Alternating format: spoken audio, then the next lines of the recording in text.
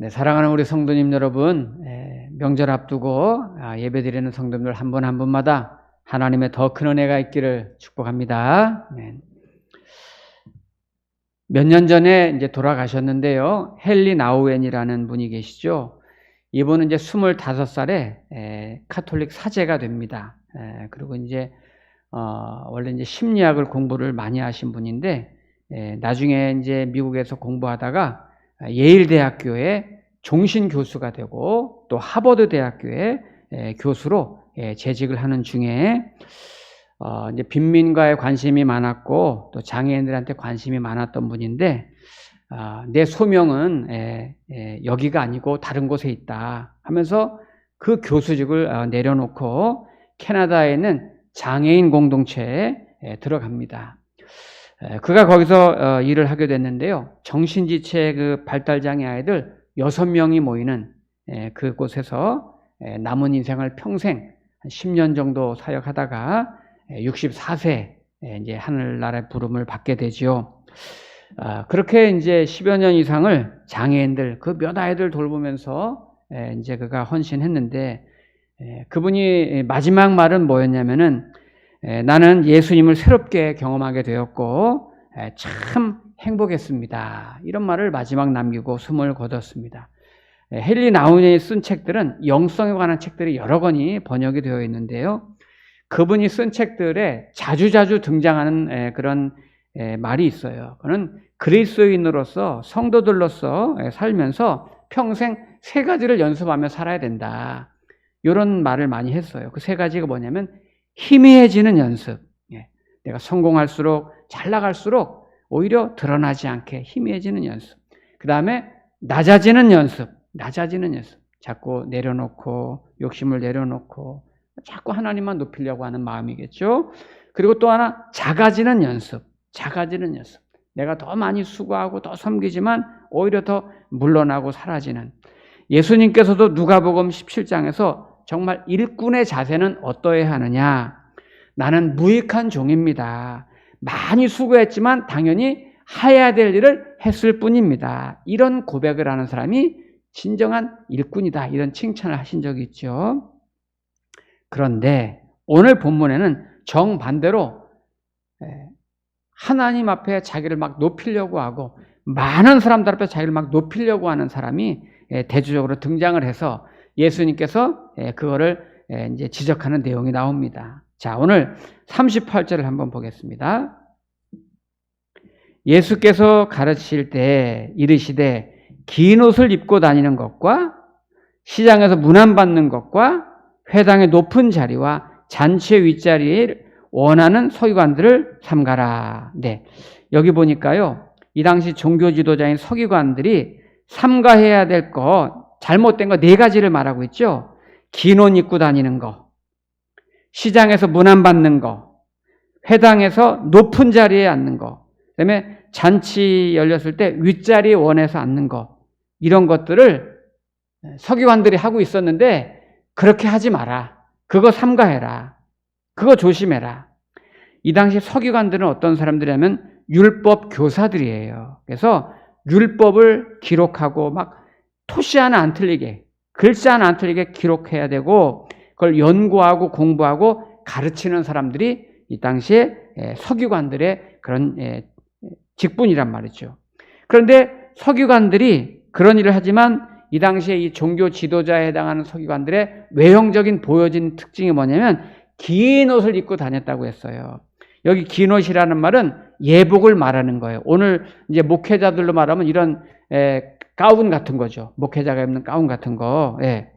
요즘으로 말하면 이런 옷인데 이런 옷 입을 수 있죠. 그런데 문제는 이 당시에 이제 종교 지도자들, 대제사장이나 이런 서기관들이 입는 옷이 이런 가운이나 예복이 별도로 정해져 있는데 이것이 이제 권위를 드러내는 옷으로 활용을 하고 있는 거예요.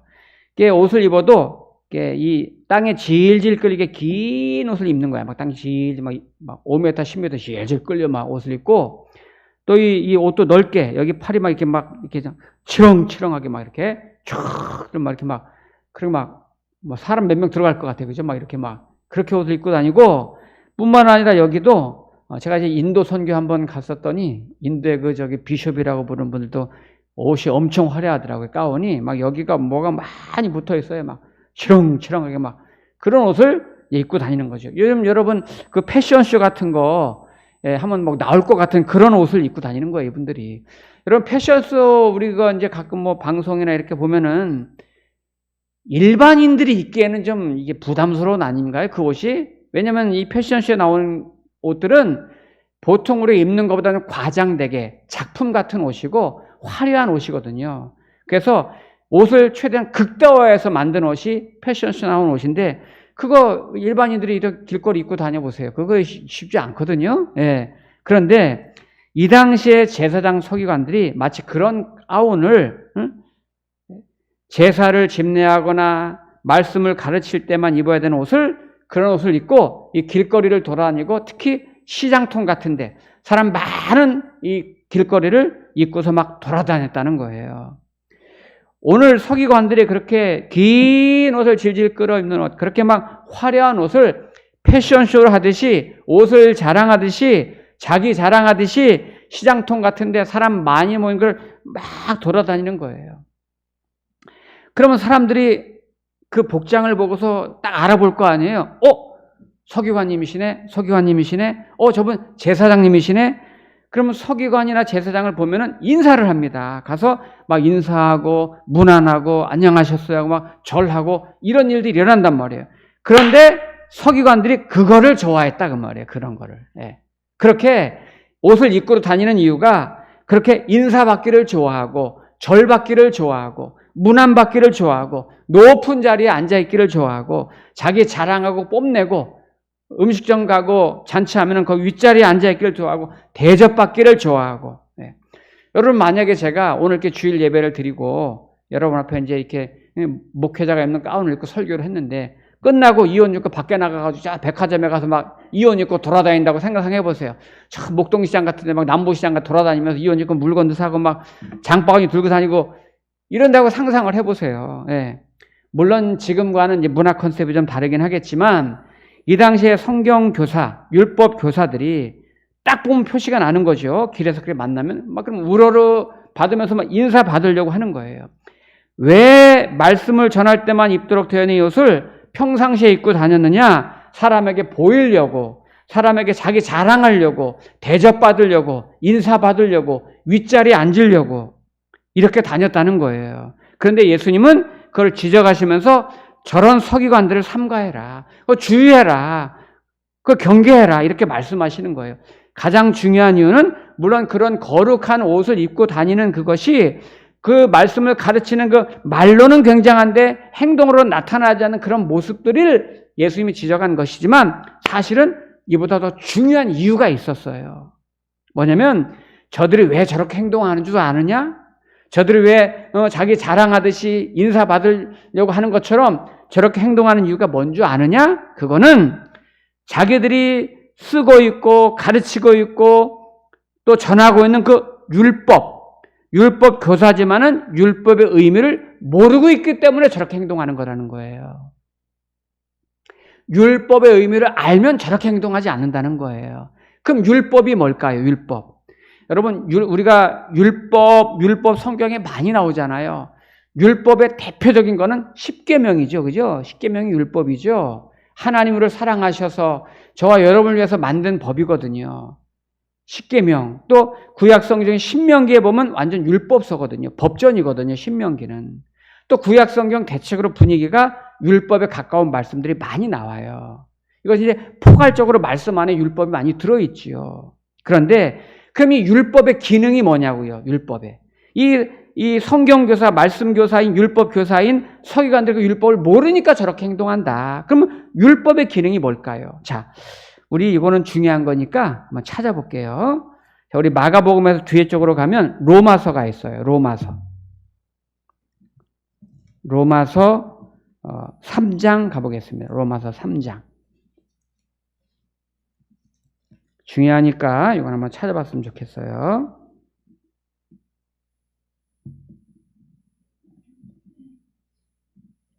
로마서 3장.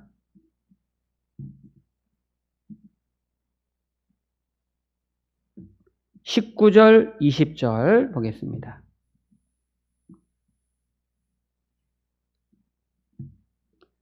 로마서 3장 19절 제가 읽어볼게요.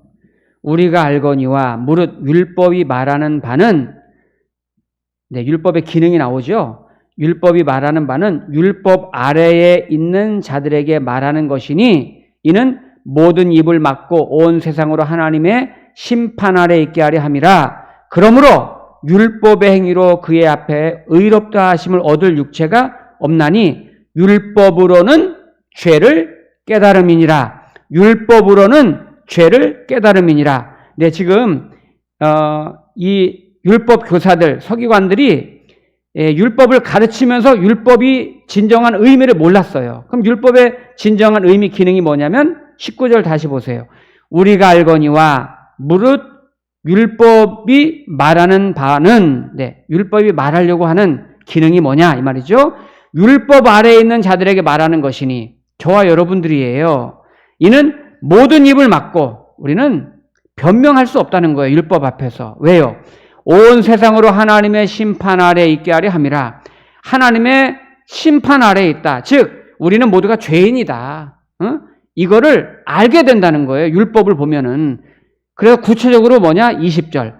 그러므로 율법의 행위로 그의 앞에 의롭다 하심을 얻을 육체가 없나니 율법으로는 죄를 깨달음이니라. 율법의 기능이 뭐냐? 죄인이라는 것을 깨닫게 하려고 하는 것이다. 네. 여기서 한 가지 굉장히 중요한 게 나왔죠. 자, 율법이 가지고 있는 1차적인 기능이 뭐냐면 이 율법은 무조건 지켜야 돼. 법이니까, 하나님의 법이니까 지켜야 돼. 이게 1차적인 기능이 아니에요. 우리는 다 지킬 수 없어요. 그럼 주님이 율법을 주신 기능이 뭐냐? 첫 번째 기능은 율법이 우리에게 옴으로써 그렇구나. 내가 죄인이구나. 내가 이러이런 죄가 있구나. 나는 하나님 앞에 서고 보니 여지없는 나는 죄인이구나. 이거를 깨닫게 하는 게 율법의 기능이란 말이에요. 네. 그래서 이것을 깨닫게 해주는 것이 율법이에요. 우리가 거울이 있잖아요. 거울이 있으면 거울 이렇게 보면은 거울에 이렇게 보면 여기 뭐 묻었었네. 우리가 거울을 보면서 묻은 걸 알게 된단 말이에요. 그래서 이것이 거울의 기능이란 말이에요.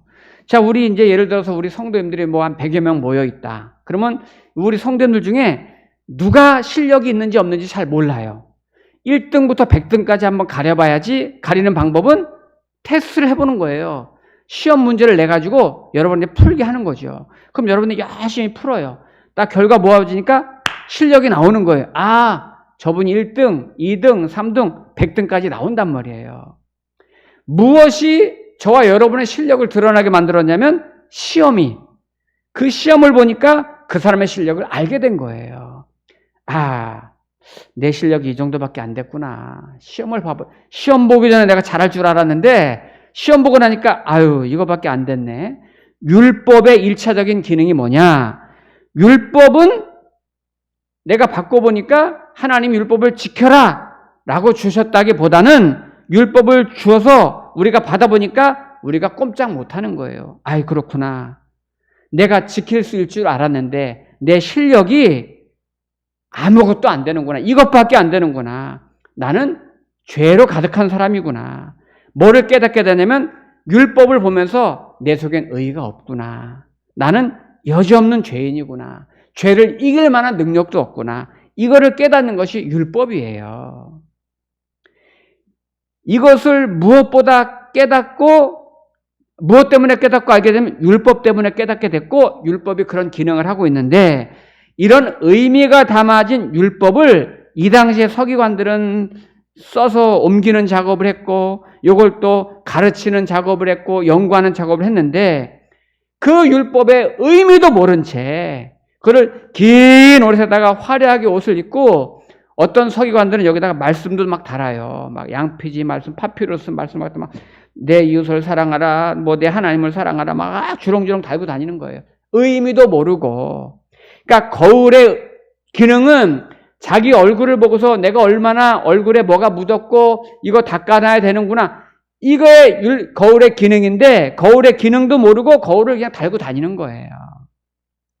게다가 오늘 서기관들에게 더 큰 문제는 뭐냐? 자, 오늘 본문으로 다시 오면 오늘 마가복음 12장 오늘 본문 40절 말씀 보세요. 오늘 다시 오면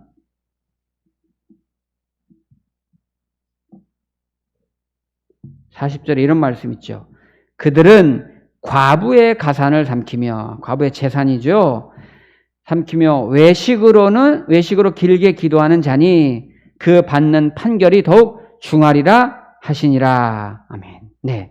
여기 보시면 서기관들은 이 당시에요, 율법을 기록하고 가르치고 연구하는 사람들이지만 또 한 가지 로이어의 기능이 있어요. 법률가 변호사의 역할도 했단 말이에요. 그래서 이 당시인데 유대인들이 결혼을 해서 살 때 남편이 먼저 죽으면 그 재산이 있잖아요.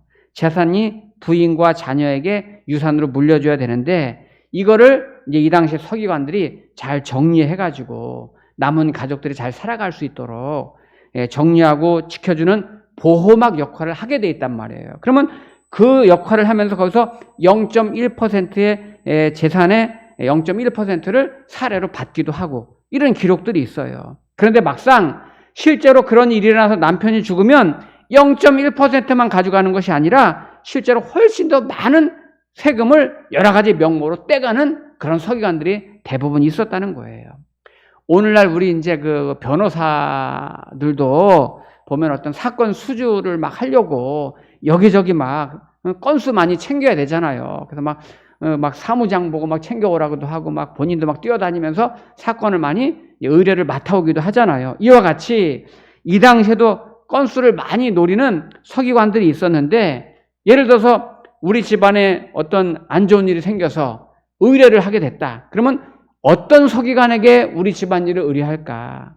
우리 남편이 죽었는데 이 재산 문제를 어느 서기관에게 우리는 의뢰할까? 할 때 서기관들 중에 어떤 서기관에게 맡길까? 그 보편적인 판단 기준이 뭐였냐면 어떤 서기관이 영험한가? 어떤 서기관이 오래 기도를 길게 많이 하는가? 이것이 그 이제 기준이란 말이에요. 그래서 원래는 여러분 마태복음의 6장에 보면은 예수님께서 기도할 때는 골방에 들어가서 해라. 성전에서 기도해라. 이렇게 말씀하셨는데 서기관들은 그 당시 어디서 기도했어요? 사람들 많이 모이는 데 가서 저 큰 사거리에 가서 길게 오래 서서 그렇게 기도했다고 성경이 기록하고 있잖아요. 왜냐하면 사람들이 그거를 보면서 야, 저 서기관은 4시간 지금 저렇게 기도하고 있어. 야, 저 서기관은 2시간짜리 서기관이야. 자기네끼리 이렇게 하는 거예요. 그래서 누가 더 하나님 앞에 오래오래 길게 기도하나, 누가 더 영험한가, 이런 거 보고서 우리 집안의 사건을 그 사람한테 의뢰한단 말이에요. 그게 이 당시 판단 기준이에요. 그러니까 서기관 입장에서는 더 많은 건수를, 더 많은 사건을 자기가 맡으려다 보니까 일부러 사람들 많은 데 나가가지고 길게 오래 그렇게 기도하는 거예요. 이렇게 외식하는 기도를 삼가해라. 오늘 주님이 그 말씀 하시는 거예요. 종교라는 것을 이용해가지고 자기 영업과 자기 수익을 창출하는 거죠. 얼마나 안타까워요. 얼마나 가슴 아파요. 가끔 교회 안에도 이런 일이 있어요. 교회를 이용해서, 종교를 이용해서 사업을 하려고 그러고 돈을 벌어들이려고 하고, 지금 이들은 율법을 기록하고 가르치고 전하는 서기관들이지만 율법에 관심이 없어요. 말씀에 관심이 없어요. 하나님께 관심이 없어요. 아무런 선행도 없어요. 자기의, 자기 자랑, 자기 영광, 자기 욕심에만 관심이 있는 거예요. 최근에 그 나온 책 중에 이제 미국의 니제이 구타라는 신학자가 지은 책인데요. 기독교, 로마를 뒤흔든 낯선 종교, 이런 책이 있어요. 예. 그런데 이 책은 이제 1세기 때 초대 기독교에 관한 그 모습을 배경으로 쓴 책인데요. 이 책에 이런 대목이 있어요. 참 마음이 와닿는데, 이런 대목이 있어요. 신약 성경에서 예수라는 이름은 단독으로 약 900번 나타나며, 저 안 쉬어봤거든요. 근데 여기 이렇게 이분이 써놓으셨더라고요. 예수 그리스도 또는 그리스도 예수라는 조합은 200번 나타난다. 따라서 평균적으로 8절, 8절에 한 번씩 예수님이 언급된다. 굉장히 많이 언급되는 거죠. 이 말은 예수님은 단순히 기독교의 중심이 아니라 그분은 그리스도인, 성도의 삶의 중심이 되어야 된다. 이렇게 말하는 거예요. 그리고 이런 대목이 있어요. 초대교회 성도들은 만나면 서로 그리스도, 예수 그리스도의 이야기가 모든 화제의 중심이었다. 이런 기록이 있어요. 우리 성도님들은 어떻습니까? 그때나 지금이나 하나님 앞에 예배 생활하고 신앙생활을 하고 있는 건데요. 우리의 입술이나 우리의 마음이나 우리의 삶에서 평소에 어떤 이야기를 많이 나누시고 어떤 삶을 여러분들이 살고 계시고 무엇에 가장 관심이 많으세요? 혹시 우리의 삶 속에 신앙생활을 하고 있으면서도 예수님이 사라지고 있지 않은지, 정말 예수님이 잃어버리고 있지 않은지, 그러면서 나는 예수 그리스도 믿는 성도라고 하진 않는지.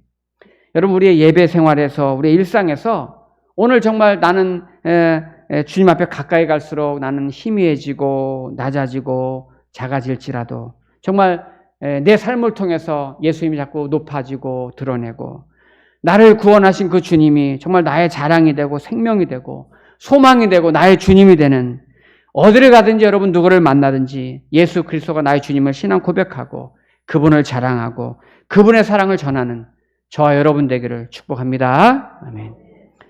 기도하겠습니다.